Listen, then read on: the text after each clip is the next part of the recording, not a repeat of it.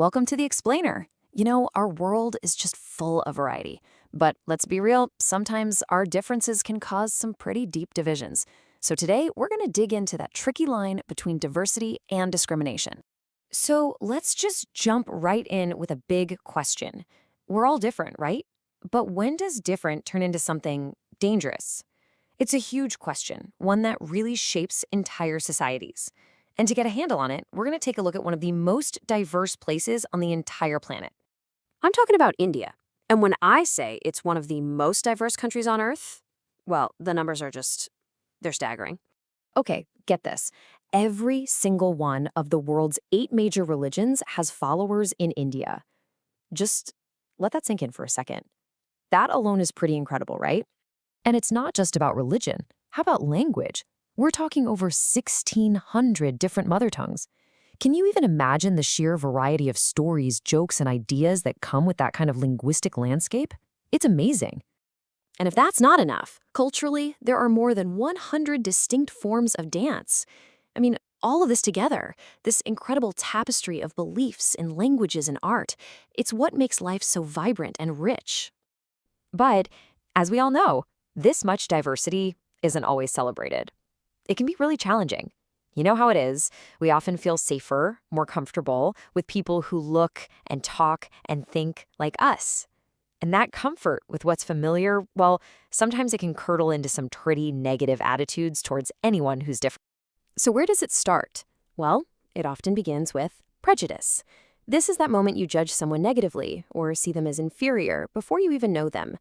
It's all based on some preconceived idea. Like, for example, thinking one language is just better than all the others. From there, it's a short hop to stereotypes. And this is when we take one single simple idea and slap it onto an entire group of people. We basically fix them into one image, and it's almost always wrong. And let's be honest, our society is full of these. They create these neat little boxes for people. We hear it all the time, right? Boys are physically strong, boys don't cry. And on the other hand, girls are soft-spoken, girls are good at cooking. You know the drill.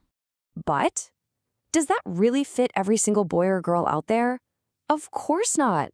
It's just not true. And that's the danger of stereotypes. They stop us from seeing people for who they really are, unique individuals with their own special qualities and skills. So you can really see the chain reaction here. It's a dangerous path. First, we see a difference. Then, that can lead to a negative judgment. That's prejudice. That prejudice then fuels a fixed image, the stereotype. And the final, terrible step, acting on those ideas. And that is discrimination.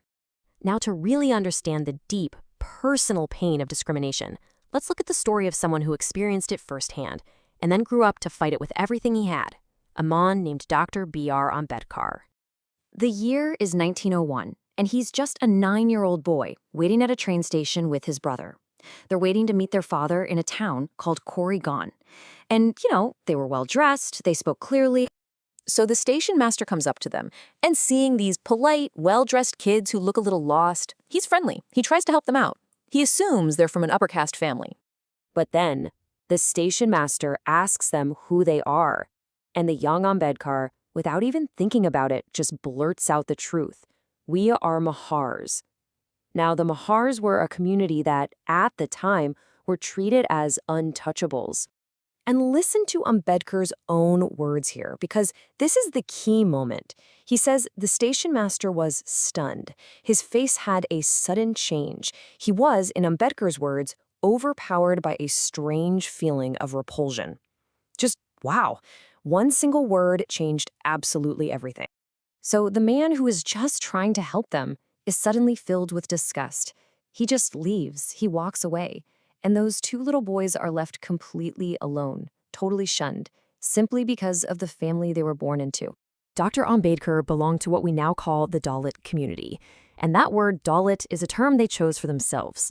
It means broken, and it's meant to show how they have been, well, broken by the caste system. It's an incredibly powerful word. But you know what? Experiences like these, they didn't break him. In fact, they did the opposite. They fueled a lifelong fight for justice. He took that personal pain and forged it into a vision for a better, more equal future for everyone. And he did it.